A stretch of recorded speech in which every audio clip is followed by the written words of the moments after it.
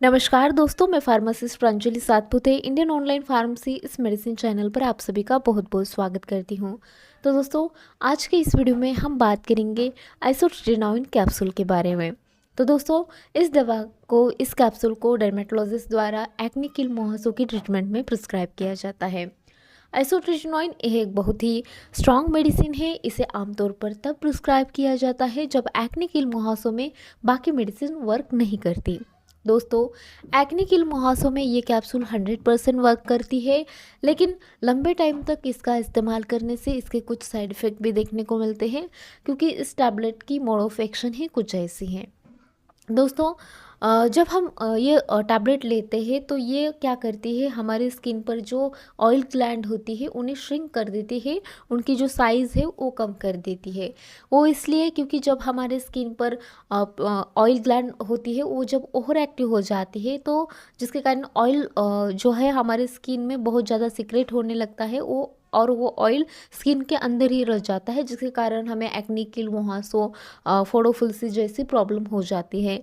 तो ये क्या करती है, उन ऑयल ग्लैंड को श्रिंक करके उनकी साइज़ कम करके ऑयल प्रोडक्शन को कम कर देती है, और साथ ही जो ऑयल है वो स्किन के बाहर आ जाता है श्रिंक होने की वजह से वो ग्लैंड, और जो फोड़ो फुंसी की प्रॉब्लम है वो भी कम हो जाती है, और साथ ही यदि बैक्टीरिया कोई प्रेजेंट है वो भी बाहर आ जाता है और किल हो जाता है। तो इस तरह से ये दवा वर्क करती है।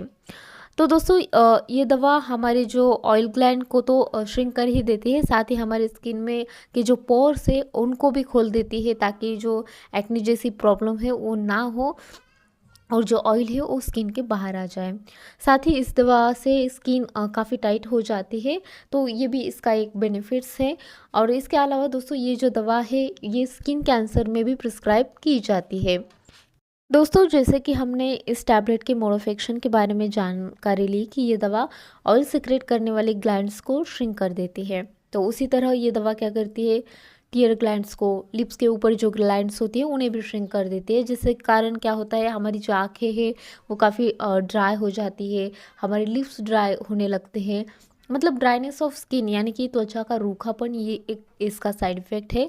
साथ ही लैट्रिन में खून आना, ब्लर विजन, आँखों से धुंधला दिखना, ड्राइनेस ऑफ आई यानी कि आँखों में ड्राइनेस बढ़ सकती है। दोस्तों, आइसोट्रोटिनाइन के डोसेज की यदि हम बात करें तो इसका जो डोज है ये पूरी तरह से पेशेंट के मेडिकल कंडीशन पर निर्भर करता है, लेकिन यदि नॉर्मल डोज की बात करें तो इस दवा को एडल्ट पर्सन में नॉर्मली 0.5 मिलीग्राम पर केजी के हिसाब से इसका डोज तय किया जाता है। मतलब समझो, यदि किसी व्यक्ति का वजन 60 केजी है तो उस हिसाब से इसे 30 मिलीग्राम की टैबलेट दिन में एक बार या फिर डिवाइडेड डोसेस में दी जाती है। दोस्तों, इसे हमेशा खाना खाने के बाद ही लिया जाता है। ध्यान रहे दोस्तों, प्रेग्नेंट महिलाएं इस दवा को बिल्कुल भी ना ले।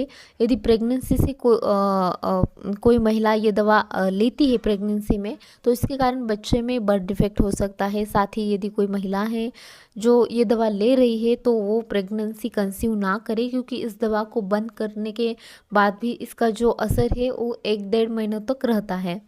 साथ ही ब्रेस्ट फीडिंग वुमन भी इस दवा का सेवन ना करें।